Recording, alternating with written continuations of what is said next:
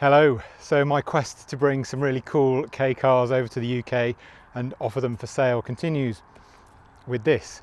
This is a Daihatsu K car.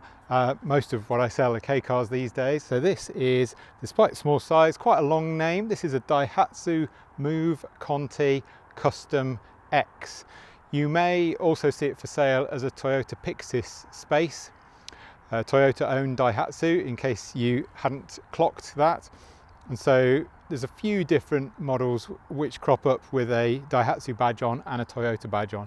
They are essentially the same apart from the badge.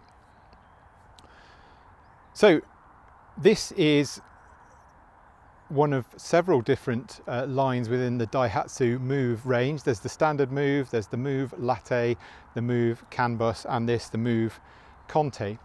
I think this is the prettiest of the range, which is why I bought it. Within the range then, as we've seen with a lot of K cars, not just K cars, but I suppose within what I feature on this channel, you have a standard line and a custom line. And so this is the custom line. I think these look slightly cooler, slightly nicer than the standard line, which is why I bought this one.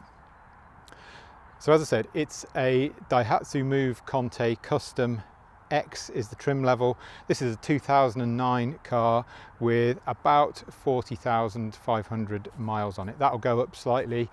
So this one has a 658cc 3-cylinder petrol engine with variable valve timing. It's a KFVE engine if you're interested in that sort of thing, coupled to CVT automatic transmission. As is customary, let's show you around the outside first of all. The unseasonably mild weather and the beautiful evening sun is giving me an ideal opportunity to show off this lovely pearlescent white paint. At the front here we've got HID or xenon headlights on the dipped beam, and the main beam, which is the circle in there, standard halogen. I think these headlights look really cool. That circle superimposed onto a square is something that only the custom has. The standard one just has the basic square headlights. Front fogs, as you will see, 14-inch alloy wheels.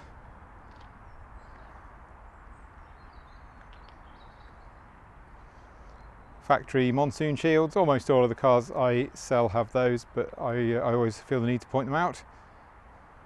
So the custom, you'll see it poking out there at the top, have a little spoiler, side skirts, and a lower, or I suppose more styled, front and rear bumpers too.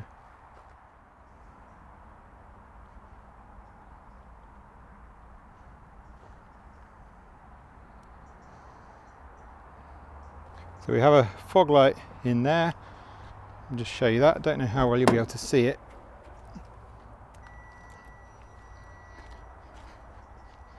Oh yes, you can see it. If I cause a shadow, that'll actually show it even better. So there you go, one fog light.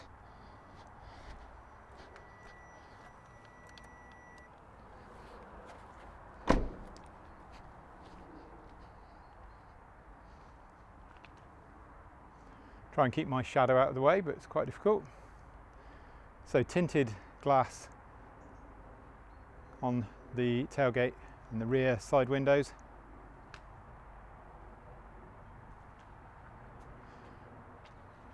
I described this in my social media as having just the right amount of boxiness, and as we stand here and appreciate the side profile, hopefully you can see what I was getting at there.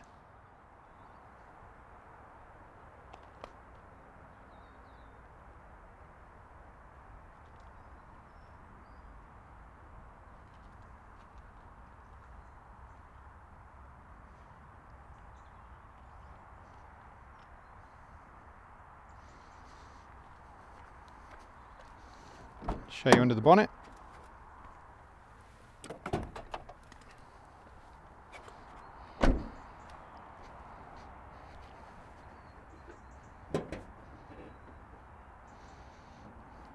Test my one-handed bonnet opening skills, and then rest it on your head, and there we go. I pointed this out in a previous video of the lap band, so most of the K cars I get not because I choose it this way, have the surface corrosion here. I've put some rust proofer on there. So this one's got a clean MOT, as I aim for with all the cars I sell, so no advisories. It's had a new battery, engine oil and filter, transmission fluid and filter change. I'm pointing down there because there's the transmission. It's had fresh coolant. It's had a water pump, which is down there, engine mount there, top mounts both sides.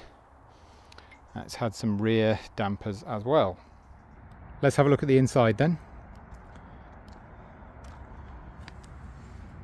Point out the tyre tread there.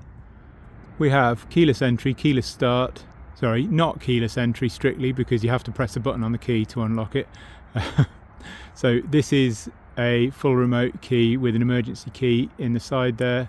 And then we also, with Daihatsu's, we have this little widget here which has got a transponder chip in there. So as well as unlocking the doors, you can also start the engine with this on its own.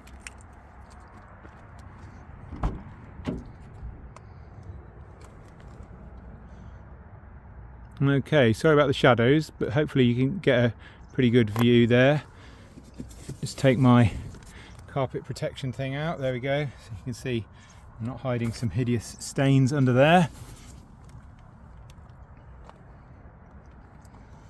So, electric windows all round with automatic for the driver, electric mirrors.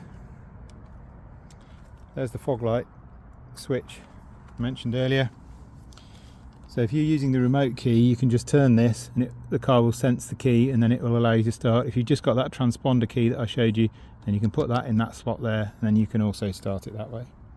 Foot operated parking brake down there. So indicators on the right, as with all Japanese cars, well, all the ones I import anyway. Wipers there. And just start it up.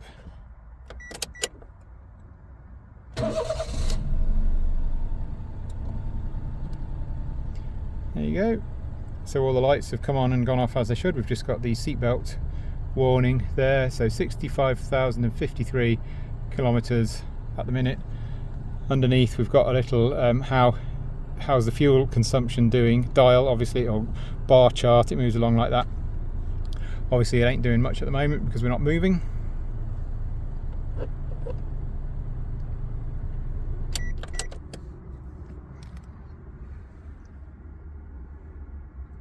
So this lovely column, well I think it's lovely anyway, column based shift for the automatic transmission there.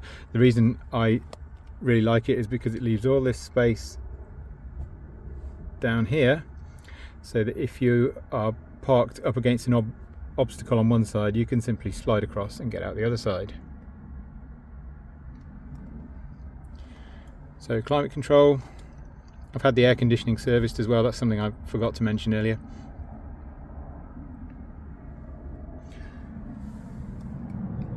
Okay, so cup holders. There we go. One there. Another one there. Then in terms of storage, we've got plenty here, and we've got what I think is particularly lovely, and it does really date the car, is we've got this little space to put CDs here. So a really nice harking back to how we listened to music in 2009. I can't really remember how I listened to music in 2009, but yeah, anyway, space for CDs there. Storage there,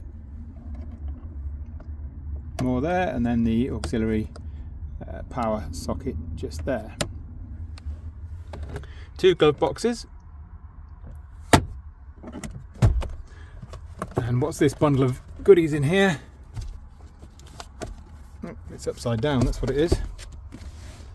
So here we have maintenance book, owner's manual,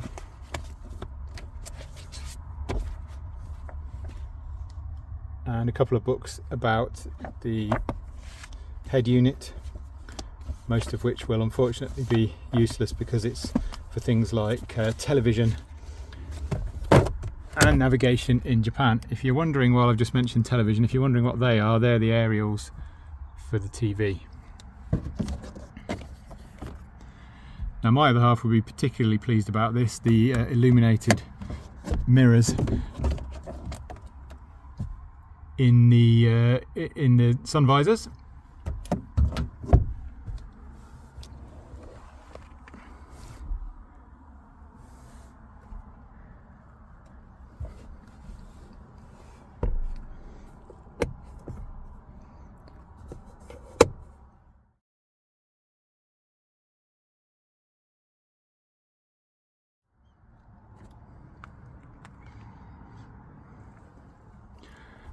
while we're on the subject of sort of general utility and storage and stuff, I should have pointed out, shouldn't I, the bag hook just here. So if you've I don't know, let's say you've picked up a takeaway involving some noodles in a particularly watery sauce, you can hang your takeaway bag off there and prevent spillage.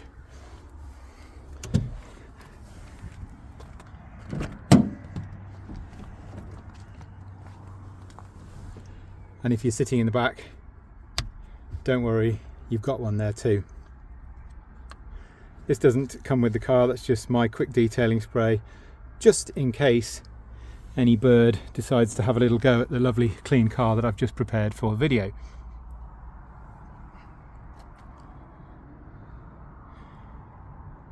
I think the seats work really well with the dark cloth and this contrasting piping. We've got ISOFIX points, I'm just going to check as I say it. Yes, we have there and there as well. ISOFIX points both sides. Let's move on to having a look at the boot space then.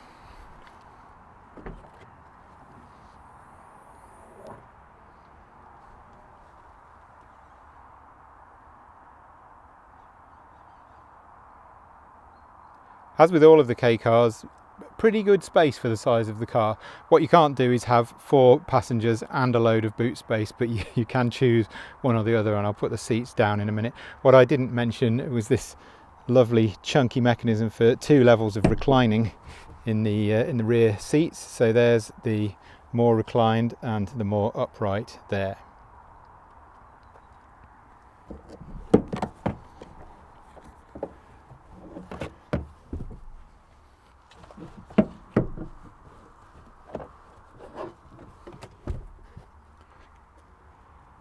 So the seats fold down like that.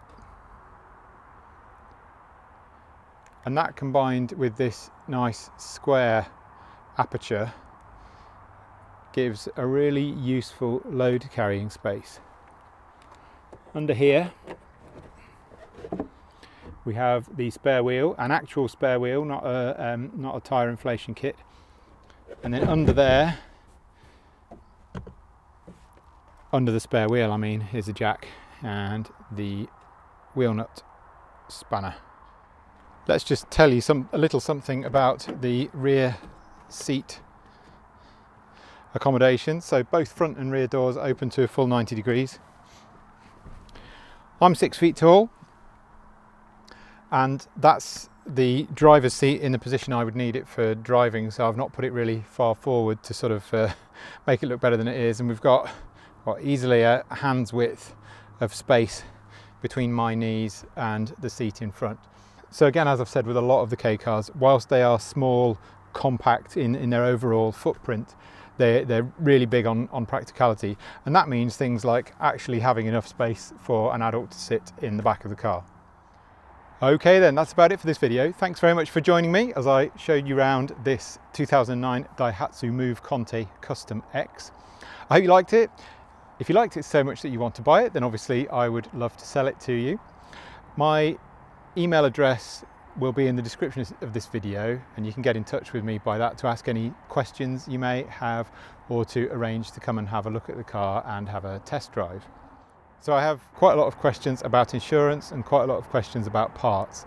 If you'd like to know anything more about either of those or anything else, then please do get in touch via that email address that I've already mentioned. Please consider subscribing to the channel and activating the notifications so you get to hear when I publish more videos like this. I try and do one of these for every car that I sell now, although that's not always possible. So thank you once again for joining me, and I look forward to seeing you again for the next one. Bye for now.